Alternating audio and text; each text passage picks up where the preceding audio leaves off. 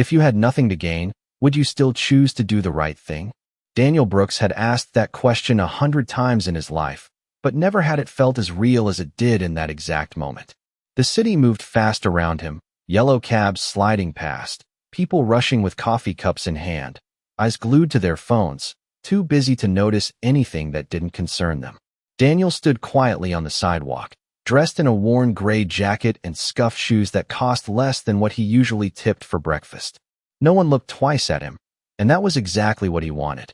Because Daniel Brooks wasn't just another man blending into the crowd.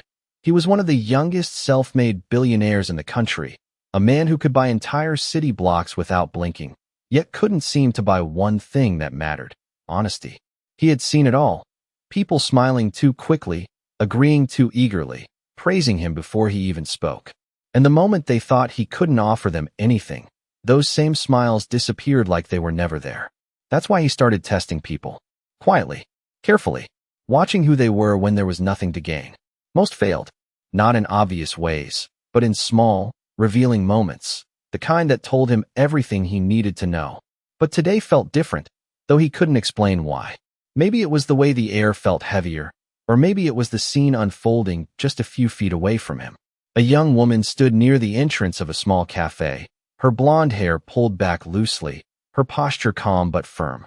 In front of her, a sharply dressed customer was speaking in a tone that turned heads, not loud, but sharp enough to carry. The kind of tone that made people uncomfortable, yet no one stepped in. Daniel watched as the woman didn't flinch. She didn't raise her voice. She didn't back down either. There was something steady about her, something that didn't match the way most people reacted when faced with pressure. And then it happened. Something small, almost invisible if you weren't paying attention. The customer scoffed and walked away, clearly annoyed, while the woman simply exhaled and turned back to help. The next person in line like nothing had happened. No frustration, no performance, just quiet composure. Daniel narrowed his eyes slightly. That wasn't normal. Most people either crumbled or fought back for pride. She did neither. She chose something else entirely. And for the first time in a long time, Daniel felt that rare flicker of curiosity, the kind that didn't come from business deals or market trends, but from something far more unpredictable: human nature. He took a slow breath, adjusting his jacket as he stepped forward, blending into the line like any other customer. But in his mind, the decision had already been made. He was going to test her, not because he expected her to fail, but because a part of him needed to know if someone like her, someone who stood firm without needing recognition, was actually real. Because if she was, then everything Daniel believed about people might have to change. Daniel stepped into the line, keeping his gaze low, his movements unremarkable, just another tired man waiting for coffee on a busy morning. Yet behind that quiet posture his attention stayed fixed on her, Chloe, as her name tag revealed when she greeted the next customer with the same calm tone, the same steady presence, as if nothing from moments ago had touched her at all. And that detail stayed with him more than anything else, because most people carried tension like a shadow, but she seemed to release it the second it was no longer needed. And that alone made him lean closer into the role he had chosen to play, because this was not going to be a casual observation. This was going to be a deliberate test, the kind that revealed truth in layers, not all at once, but piece by piece. And when his turn finally came, he hesitated just enough to appear uncertain, his hand brushing his jacket pocket before he spoke in a tone slightly quieter than normal, asking for the cheapest item on the menu, not because he cared about the price, but because he wanted to see if she noticed, and she did, though not in the way most people would. She did not judge, did not rush, did not soften her voice out of pity. She simply nodded and repeated the order with the same respect she had given everyone else. And when the total appeared on the screen, Daniel paused again, this time longer, as if searching for something he could not find. And then he gave a small, almost embarrassed smile, explaining that he might have left his wallet somewhere else, and that he could step aside if needed, fully expecting the standard response, the polite dismissal, the quiet shift to the next paying customer. Because that was how the world worked. Efficiency over inconvenience, transactions over understanding. But Chloe did something different, something subtle yet unmistakable. She did not immediately move on. She did not make a scene. She simply glanced at the line, then back at him, and said in a calm, matter-of-fact tone that it was not a problem and that he could take the coffee anyway, that he could come back later if he wanted to, or not. It did not matter, and there was no hesitation in her voice, no calculation behind her eyes, just a simple decision made without expectation, and that was the first shift Daniel felt. Not surprise exactly, but a disruption in the pattern he had come to rely on, because generosity without an audience was rare, and generosity without conditions was even rarer, and yet he did not stop there, because one moment was never enough to define a person. So he accepted the coffee with a quiet thank you, taking note of the way she had already moved on to the next customer, not watching him, not waiting for gratitude, as if the moment had already passed for her, while for him it had just begun.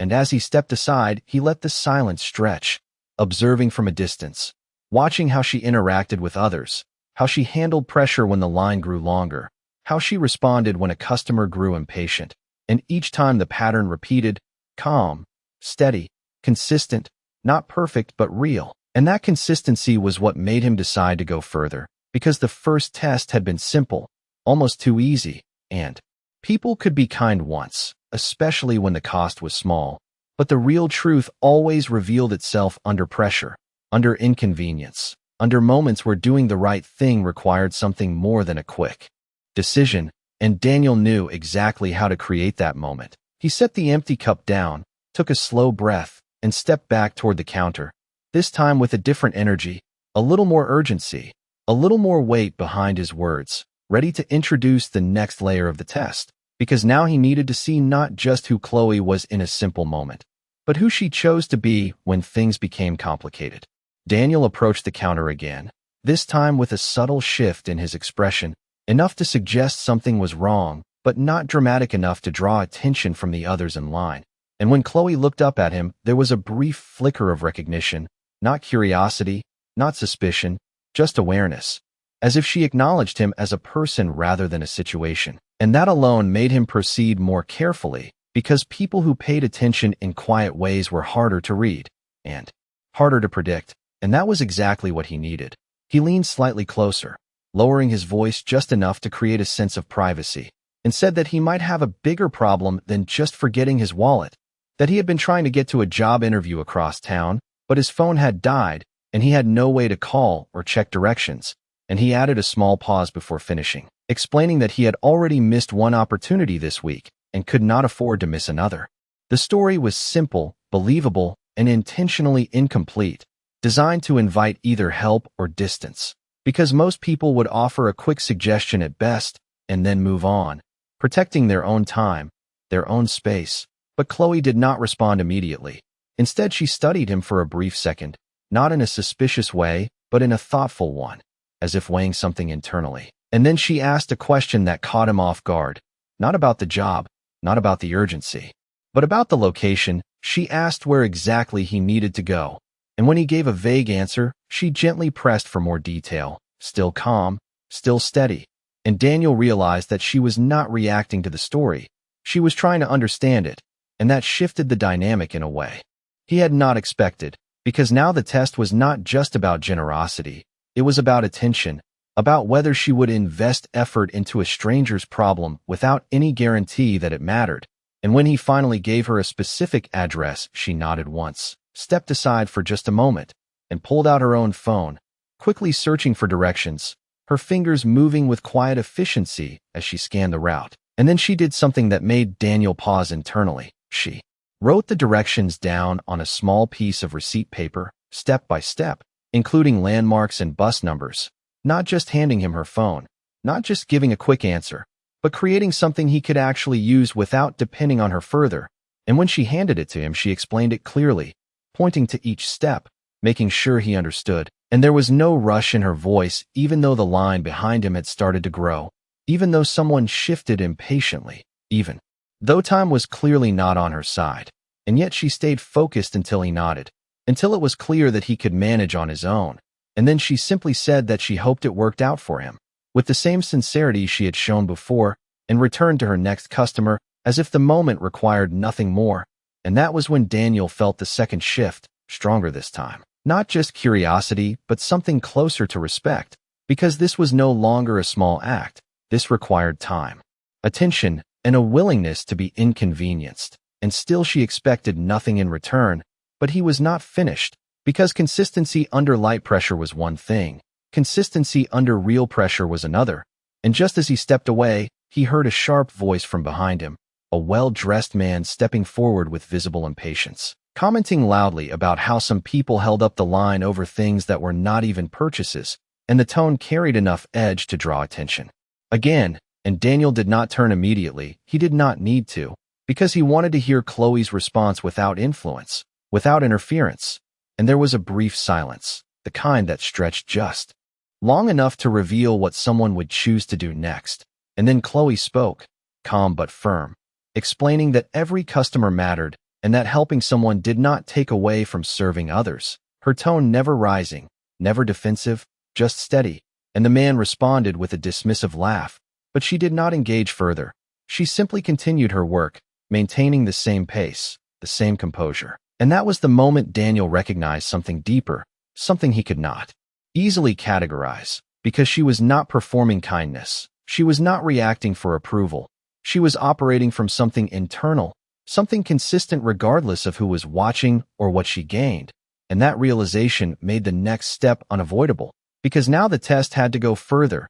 It had to challenge not just her patience or her generosity, but her values. And Daniel knew exactly how to do that. He folded the small piece of paper carefully, slipping it into his pocket, and as he moved toward the door, he made a quiet decision that this would not end with a simple observation. This would become something more, because for the first time in a long time, he was not just testing someone to confirm what he already believed. He was testing to see if he could be proven wrong. Daniel did not leave the cafe right away. Even though his body moved toward the door, his mind stayed anchored to what he had just witnessed, replaying every detail with the kind of precision he usually reserved for high-level negotiations, because something about Chloe's consistency unsettled him in a way he could not ignore. And as he stepped outside into the noise of the street, he paused just long enough to glance back through the glass, watching her move through the growing line with the same steady rhythm, unaffected by pressure, unaffected by attitude. And that was when he knew the next test could not be small. It had to challenge something deeper, something that would force a real choice, not just a polite response. And within seconds he adjusted his plan, pulling out a second phone from his inner pocket, a sleek device that did not match the man he appeared to be, and with a quick, quiet call he set something in motion, his voice low, controlled, giving minimal instructions before ending the call, as if nothing had happened. And then he slipped back into character, shoulders slightly lowered, expression neutral, returning to the cafe as if he had forgotten something, because in a way he had not yet seen where Chloe's limits were, and that was the only answer he cared about. When he walked back in, the atmosphere had shifted just enough to be noticeable. The earlier tension had faded, replaced by the steady hum of conversation and movement, and Chloe was still at the register, still focused, still composed.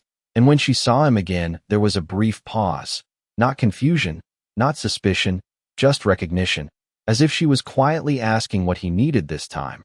And Daniel did not rush his words. He let a small breath escape first, as though weighing whether to speak at all. And then he explained that the directions she gave him were helpful, but that he realized something else, that he did not even have enough money for the bus fare. And this time he did not look directly at her when he said it. He let his gaze drift slightly, adding a layer of discomfort that most people instinctively reacted to, because this was no longer a simple inconvenience. This was a request that crossed into personal boundaries, and that was where people usually changed, where kindness became hesitation, where help became distance. And for a brief moment Chloe said nothing, not because she was unsure, but because she was thinking, and Daniel could see it clearly now, the way she processed situations before responding, not reacting out of emotion, but choosing her actions with intention. And then she did something he had not predicted.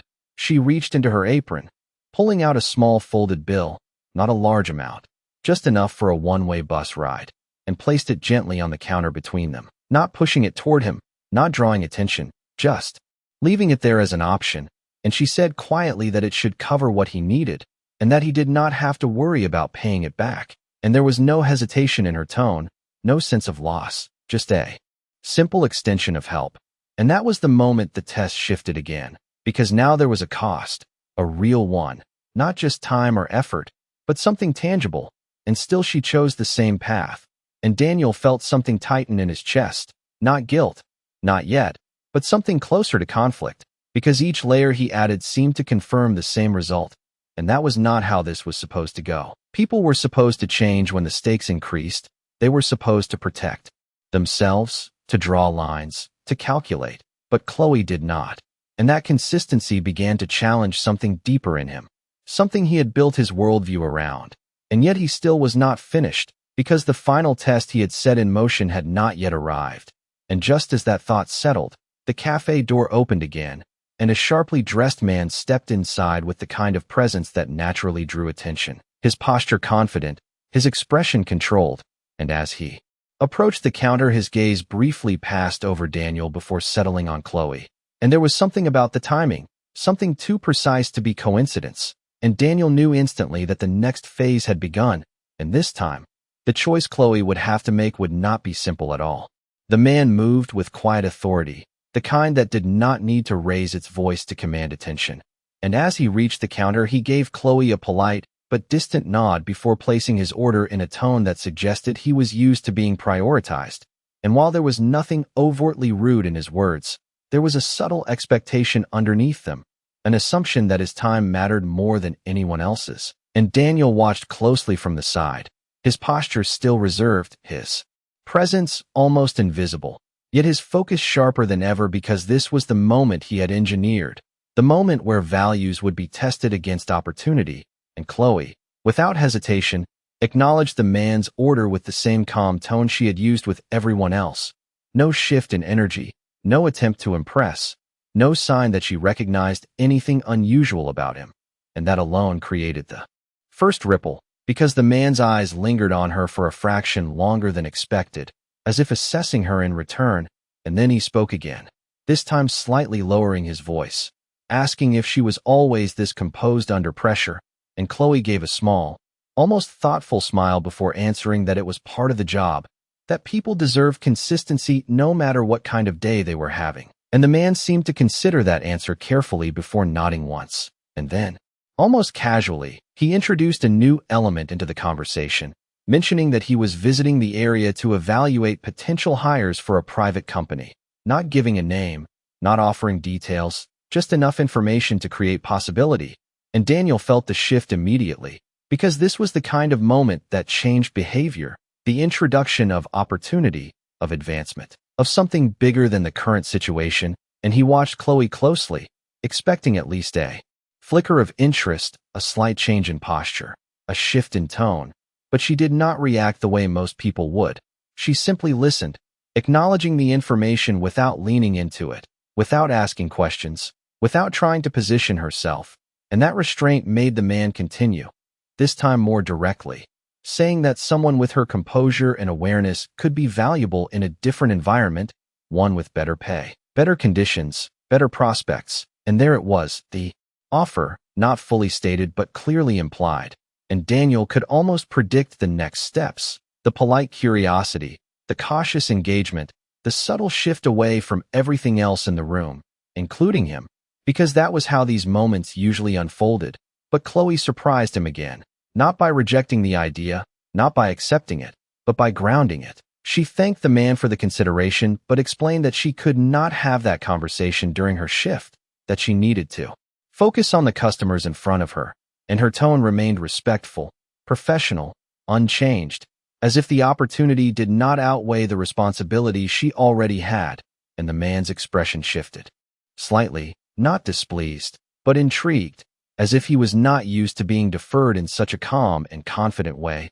And he leaned in just a little closer, lowering his voice further, saying that opportunities like this did not come often, and that sometimes it was worth stepping away for a moment to consider them. And Daniel felt the tension build, because this was the real test, not generosity, not patience, but priority. What mattered more when something better appeared? And Chloe paused for the first time in a way that felt different, not uncertain, but deliberate, as if she was choosing her words with care. And then she spoke, explaining that if something was truly meant to be, it would still be there after she finished doing what she had already committed to. that she did not believe in abandoning one responsibility for the possibility of another, and there was no defensiveness in her voice, no resistance. Just a clear statement of how she saw things. And for a brief moment, the entire interaction seemed to quiet, even the background noise fading, as if the space itself recognized the weight of what had just been said, and Daniel felt it more than anyone. Because this was not just consistency anymore.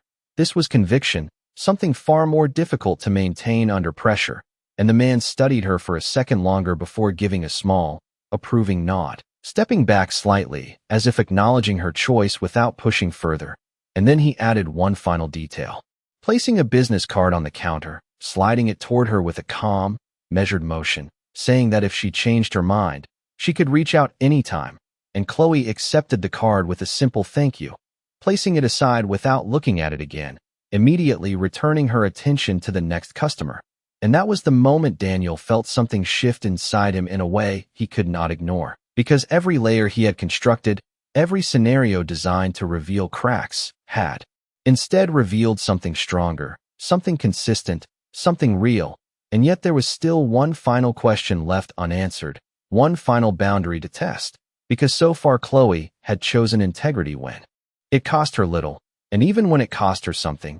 But what would she choose when the cost became personal, when the decision directly affected her own future?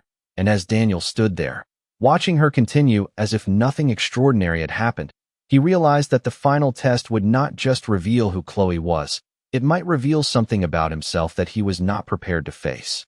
The business card remained untouched near the edge of the counter, a quiet symbol of possibility that most people would have checked at least once, even out of curiosity. But Chloe did not glance at it again, not when the line shortened, not when there was a brief lull between customers, not even when she reached for a stack of napkins right beside it. And Daniel noticed every second of that restraint, because temptation did not always appear as pressure. Sometimes it simply waited, and the way a person responded to that silence revealed more than any direct test.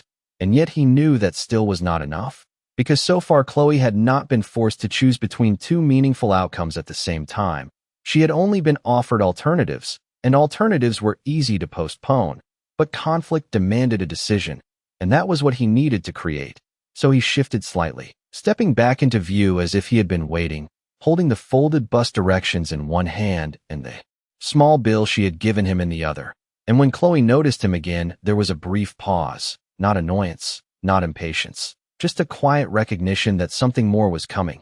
And Daniel spoke carefully, letting a hint of urgency enter his voice, explaining that he had just checked the time on a public clock outside and realized that even with the directions she gave him, he would still be cutting it too close, that the interview might already be starting, and he added that if he missed it this time, there might not be another chance. And he let that statement linger just long enough to create weight, not exaggerating, not dramatizing, just presenting a situation that felt real, because it was not about the story itself, it was about the pressure it created. And Chloe listened.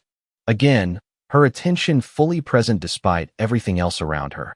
And Daniel continued, saying that he did not know the area well, and that the bus might take too long. And then he introduced the final element, the one that would force a true choice. He asked if there was any way she could step outside for just a few minutes to help him find a faster route, maybe even guide him to the right stop, just enough to make sure he did not get lost. And the request was simple on the surface, but its impact was not, because it directly conflicted with her responsibility, with her job, with everything she had just shown she valued. And for the first time since he had met her, Chloe did not respond immediately. She looked at the line, then at the clock on the wall, then back at him, and Daniel could see the calculation happening, not selfish, not detached, but careful, weighing what was right, what was possible, what would matter most in that moment. And the silence stretched just long, enough to feel real, not uncomfortable, but significant. And then she took a slow breath and made her decision. She shook her head gently, not dismissing him, not rejecting the situation, but acknowledging the reality of it. And she explained that she could not leave her position, that there were too many people depending on her to keep things moving, that stepping away would create a problem for everyone else. And her voice remained calm, steady, but there was something else in it now, something deeper, a quiet firmness that made it clear she was not just following rules, she was honoring a responsibility. And before Daniel could respond, she added something more, something he had not anticipated. She called over a coworker briefly, asking if they could cover the register for just a moment, not to leave, but to think. And then she reached for a small notepad again, quickly writing down an alternative route, this time including a shortcut, a rideshare pickup point just 2 blocks away, and a nearby location where drivers usually waited, explaining that it would cost more than the bus but would save enough time to make a difference. And then she did something that shifted the moment entirely. She took back the small bill she had given him earlier and added more to it from her own pocket, enough to cover the ride, and placed it in his hand without hesitation, telling him that this would be faster, that he should not risk missing the opportunity, and that he could return it someday if things worked out, or simply pass it forward to someone else who needed it. And there was no trace of doubt in her expression, no regret, just a clear decision made with full awareness of its cost. And Daniel felt the impact of that moment in a way he had not expected, because this was no longer about small kindness or controlled generosity. This was sacrifice, not dramatic, not announced, but real, and it directly contradicted everything he had come to expect from people when they were placed in conflicting situations, because she had not abandoned her responsibility. She had not ignored the opportunity in front of her. She had found a way to honor both, even at her own expense. And for the first time since this began, Daniel did not immediately think about the next test, because something inside him had already begun to shift, something he could not easily define. And as he stood there holding the money she had just given him, he realized that whatever came next would not just be about proving her character. It would be about confronting his own understanding of what that character meant. Daniel stood there for a moment longer than necessary, the folded bills still resting in his hand, feeling heavier than their actual value, not because of the amount, but because of what they represented. And for the first time since this began, he did not immediately move forward with another calculated step. Instead, he hesitated, something he rarely allowed himself to do, and Chloe had already turned back to her work, seamlessly returning to the rhythm of the cafe, as if nothing significant had just occurred, as if giving away her own money, her own time, her own attention was simply part of how she moved through the world. And that quiet normalcy unsettled him more than any dramatic gesture could have, because it meant this was not an exception, it was a pattern, and patterns were harder to dismiss, harder to rationalize. And as he stepped outside once again, the noise of the street seemed distant, almost muted, while his mind replayed everything from the moment he first saw her to the decision she had just made. And each time he tried to frame it as coincidence or situational kindness, it did not hold, because every layer had reinforced the same truth, and yet something still remained unresolved, something that had nothing to do with her and everything to do with him, because for all his tests, all his controlled scenarios, he had never actually asked himself why he needed to run them in the first place. And that question lingered now in a way he could not ignore.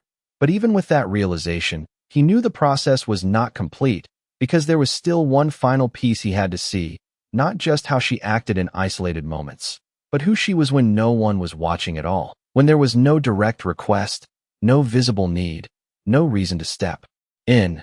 And that was something he could not observe from inside the cafe. So instead of leaving the area entirely, he positioned himself across the street, blending into the movement of the city once again, his posture relaxed, his presence unremarkable, watching through the glass from a distance that removed him from the situation completely. And time passed differently there, slower, more revealing. As the rush of customers gradually thinned, the intensity of the morning easing into a quieter pace, and Chloe continued as she always had, steady, focused, consistent, until eventually the line disappeared entirely. And for a brief moment, she was alone behind the counter. No pressure, no audience, no expectations, just space. And Daniel watched carefully, because this was where most people changed, where effort dropped, where the performance ended. But Chloe did not shift in any noticeable way. She began organizing the counter, wiping down surfaces, restocking items with the same level of care she had shown when the cafe was full. And then something small happened, something that would have been easy to miss if he had not been paying attention.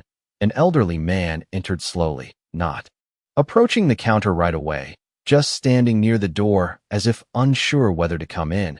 And Chloe noticed him almost immediately, not with urgency, not with obligation, but with awareness, and she stepped out from behind the counter, walking over to him with a gentle, unhurried pace, speaking to him in a tone Daniel could not hear but could understand through her body language, offering help before it was asked for, guiding him toward a seat, and within seconds she returned with a cup of water without him needing to request it.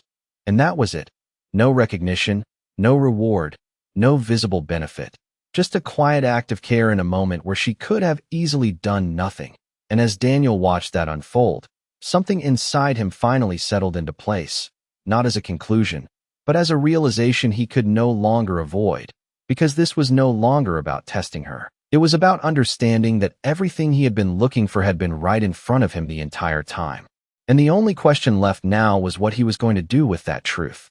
Daniel remained across the street, but something had changed in the way he stood there, no longer observing with the cold precision of a man running an experiment, but with the quiet stillness of someone realizing that the answer had already been given.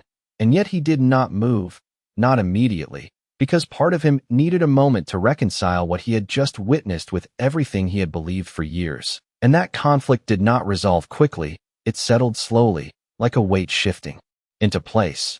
And as the minutes passed, Chloe finished helping the elderly man, making sure he was comfortable before returning to her tasks, never once looking around to see if anyone had noticed, never adjusting her behavior as if to signal that she had done something good. And that absence of performance was what made it undeniable, because there was nothing to interpret, nothing to question, just a clear pattern repeated in every situation. And Daniel finally understood that there was no final test left to run, no hidden layer that would reveal something different, because if it existed, he would have seen it by now. And that realization left him with something he had not anticipated, a decision that had nothing to do with her and everything to do with him. Because for the first time, continuing the test felt unnecessary, almost dishonest, and that was not a feeling he was used to. So instead of creating another scenario, he did something far simpler and far more difficult for him. He chose to stop. He crossed the street slowly, not rushing, not rehearsing what he would say, because there was no script for this part. And when he stepped back into the cafe, the environment felt different, not because it had changed, but because he had.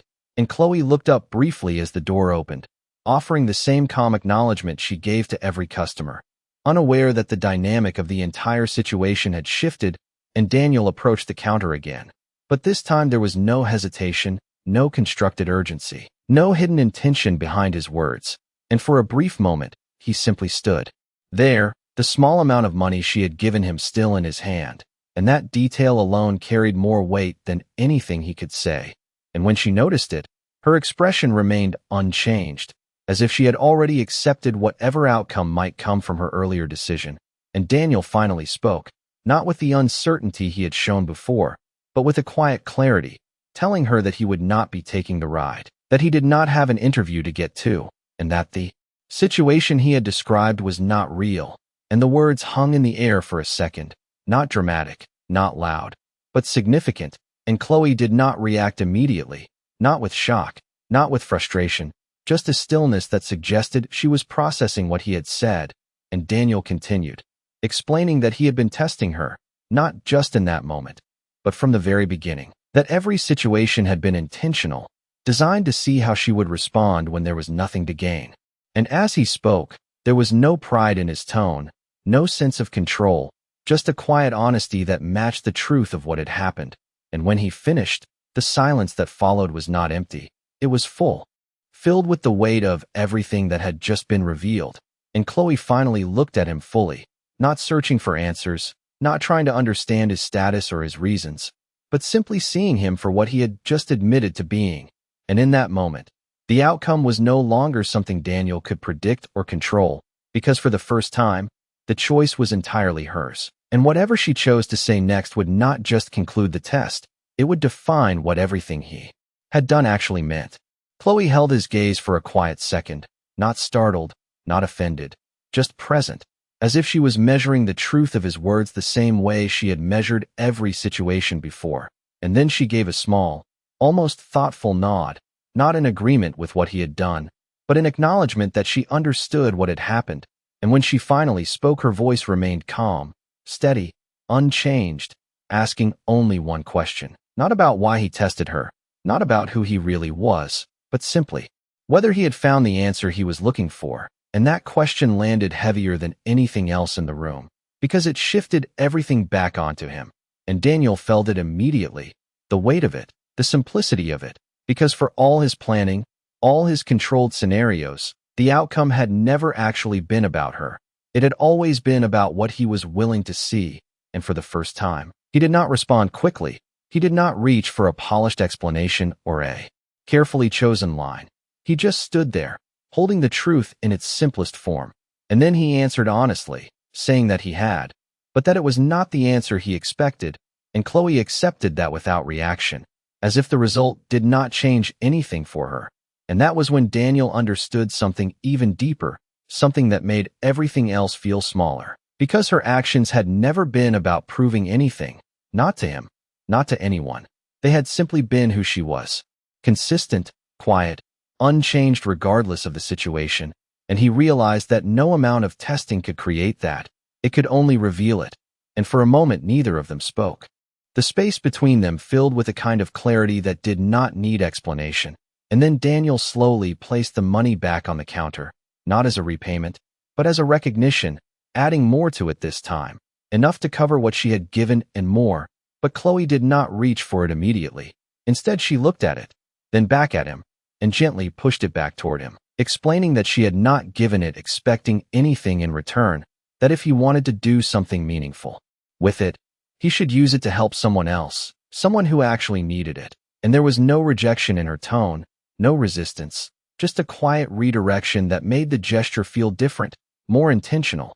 And that was the moment Daniel found himself without words, not because he did not have anything to say, but because anything he could say would feel smaller than what had already been shown. And for a man who had built his life on control, on understanding outcomes before they happened, that silence was unfamiliar, and yet it did not feel uncomfortable. It felt earned, and Chloe, without waiting for anything further, returned to her work once again, the same way she always had, as if the entire exchange had simply been another moment in her day, nothing more, nothing less. And Daniel remained there for a second longer, watching her move with that same quiet consistency, before finally stepping back, not as someone leaving a test behind, but as someone walking away, with something he had not known he needed.